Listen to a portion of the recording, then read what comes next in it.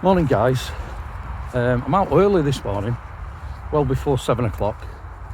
I just wanted to, we spoke on the last briefing in the last video a bit about my early personal life, and I just wanted to carry on a bit from that because I just want to get my story across, and I don't want to keep harping on about myself.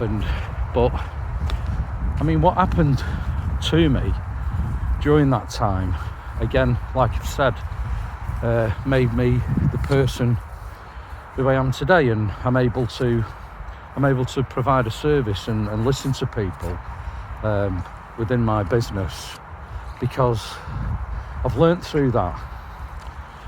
So just carrying on from the last time, my late teens and early 20s were a fantastic time. I really did enjoy those times. I had some really, really good mates. We were going out constantly, pubbing, clubbing, wide circle of friends, and of course the football. I was involved in football and going away with the lads, and it was just generally a really, really good buzz. But there is the but, really. They were really happy and special times for me that I'm never ever going to forget. But every single day of that part of my life, and every single day since, really, I'm not going to lie, but every single day then was intense, because what had burrowed into my mind was just fear, dread, just sheer terror, really. About everyday things, the smallest things, worrying about things that were probably never going to happen, and they never did. You know, that's one thing about panic attacks and anxiety. I was so far gone with it. It ruled my life. It took over from my life, and I remember waking up, and 3 or 4 seconds after my eyes were open, I was worried. Worried about what? I don't know. It was just anxiety led. You know, obviously other issues were involved with that. You know, I was drinking, and it's a depressant, so the chemical side of it, yeah, that was something that compounded the problem. But those days were good, but also probably some of the worst days I've ever had. They were just horrific, you know, but I got through it.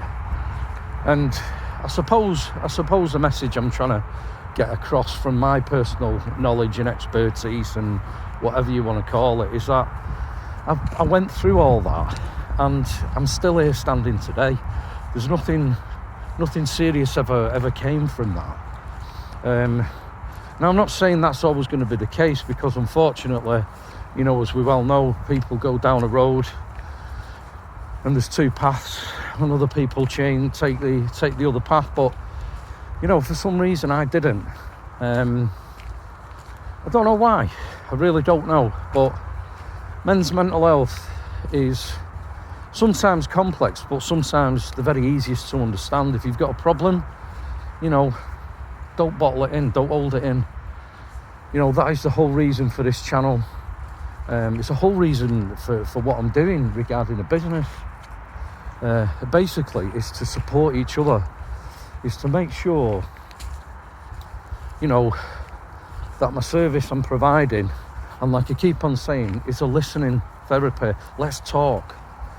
I want guys to realise, and guys, you know, if you're in your early 20s, and like I was in my early 20s, realising something was wrong, but you just didn't know what it was, and it's such a difficult time, and I totally empathise with anybody who goes through that, and it shouldn't ever be trivialised, men's mental health, and that's what I'm here to do.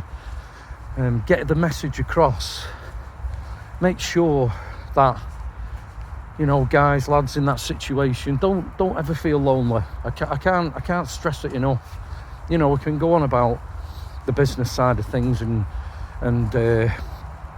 organisations and companies who should be helping and supporting and making a supportive working environment. But do you know what, guys? We've also got a little bit of a personal and a little bit of a personal responsibility as well. Because if we know something's wrong, don't sit on that problem. Don't sit and think, oh, let's, it'll be all right in a bit. I'll let it go. Listen, take it from me. These things just don't go away. They need addressing. And it's taken me a long time. 34 years I've dealt with it. Yeah, at the moment, and I'm saying at the moment, I've been comfortable with the anxiety, the panic, the fear for quite a long time. Why that's happened, I don't know. I don't know the chemical side of it. I don't know the scientific reason why fear, anxiety and panic happen. I don't know. But like I say, the whole point of this channel is that we can support each other. We can talk to each other. And I'm a working class lad from Salford, and back in the day I knew some very hard lads, and we were all going to football matches and we were all going out drinking, and we knew the girls and we knew the guys, and it was party hard and just work hard. And I was afraid to say something then, and that was just a generation thing again. It was just the time, it was just society. It was just what it was. I couldn't turn around to my mates and say, look, listen, mate, can we just go out, just you and me, for a pint? They'd be looking at me weird. But 2020 is different. 2020 is completely different. It's more open, it's more transparent. And I think that's what we should be in regards to a personal responsibility to our own mental health, is to be open and honest. And don't be afraid. And there's lots of good things out there. I'm on Twitter, I'm all over Twitter and YouTube. Like I say, my website's there, and there's some good things happening for men's mental health. And I'm not going to start naming charities, and it's there for you to Google and to have a look.